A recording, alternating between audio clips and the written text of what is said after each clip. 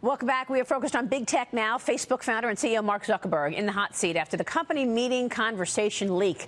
It revealed his hypothetical plan to push back against an Elizabeth Warren presidency over her proposal to break up big tech. Watch. Elizabeth Warren, who thinks that the right answer is to break up the companies, if she gets elected president, then I would bet that we will have a legal challenge, and I would bet that we will win the legal challenge. Does that still suck for us? Yeah.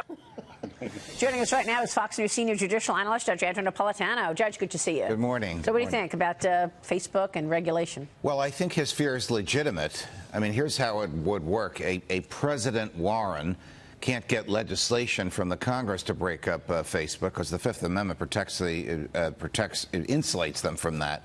But she could direct her Department of Justice to commence an antitrust investigation, which would have to show, one, that Facebook monopolizes the market, but that's pretty obvious, and two, that this monopoly harms consumers. Now, the product is delivered for free, so it's hard to find a way that the courts will conclude that it harms consumers. But this type of litigation, think of the Microsoft litigation, think of the AT&T litigation.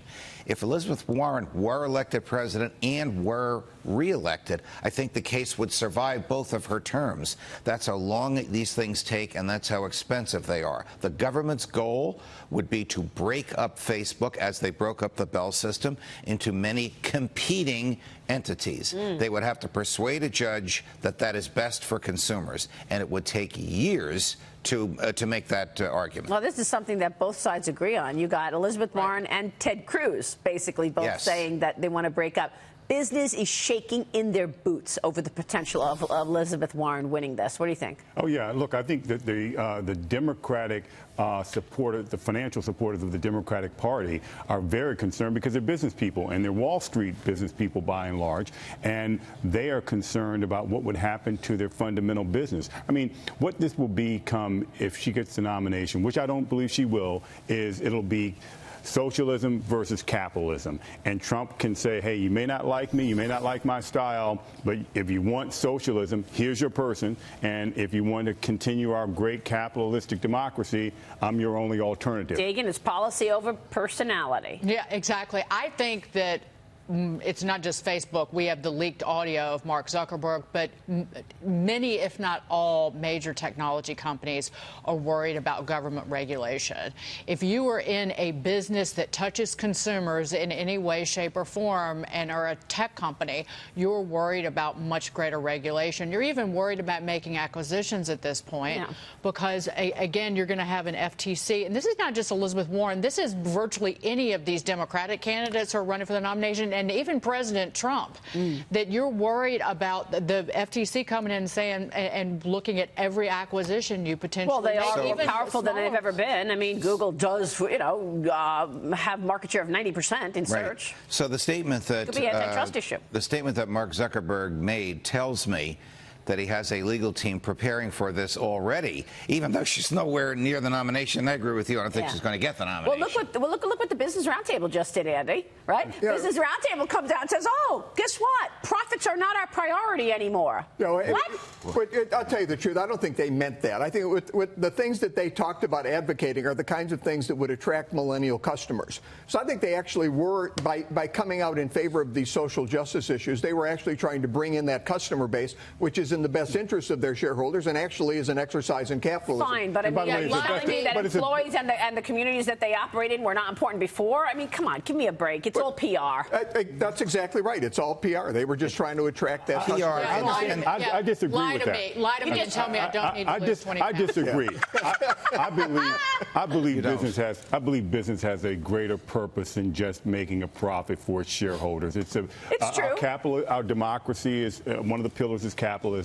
And in order for our country to work, it needs to include everybody in its economy. And if you look at how women entrepreneurs have been treated by this nation in terms of access to capital, access to opportunity, you look how minorities have been treated. Yes, corporate America needs to do a heck of a lot better. And in fact, look, J.P. Morgan, Jamie Dimon is leading an effort to provide access to capital and opportunity for minorities. I mean, other banks ought to follow what they're doing. He's done a great job, but this is the new demand. And in order for business to be able to have the American people support an agenda for that's pro-business, they're going to have to prove that this system works for everybody. So I don't think it's optics. No, that's exactly how capitalism should work. There is the demand for this, and businesses are responding to that demand, which is in the best interest of their shareholders and will generate more business because they're meeting that need. Yes. You can't take your eyes off a profit, or you won't have a job. No, you can't. But you can be. But by the way, it is more profitable to be inclusive. Of course, and you get more customers, more people. Well, my only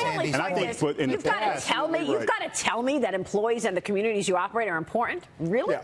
Well, because I guess I made the assumption that you were considering employees that. no longer mattered. After Reagan fired the air traffic controllers, it set the tone that employees don't really matter anymore. It's profits and it's economic reward. But it was upside down with Facebook, where Facebook is like kumbaya with all its employees, and then with the actual users, they gave companies access to people's data to make money off of it, and tried to hide the fact for years and years and years.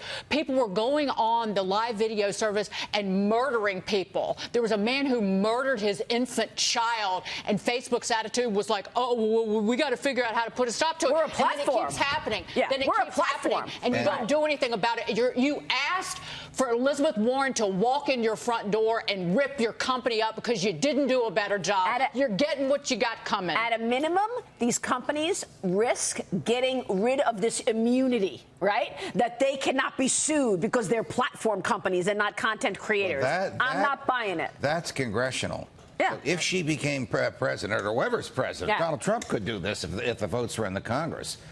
Could enact legislation to do that. Nancy Pelosi could, but she won't, because these are liberal. These are big Democratic donors, these technology companies, and they're too busy trying to take down and annul a president. Well, she's too busy with her. What McGee just so eloquently summarized resulted in a $5 billion fine, which was a drop in the bucket. That sure was for Facebook. Biggest fine in history from the FTC. I suspect there might be more coming, Judge. Yes. I suspect there might be more. Great to see you. Thank you so much. The big political point is Facebook, he's coming out against Elizabeth Warren. Yeah. This is like a big deal politically. What does it mean for the rest of Silicon Valley? Who are they going to support if she's nominated? Such a good point. They're all right, all quick capitalists. break. Exactly. Quick break. Andrew Napolitano, we will see you soon.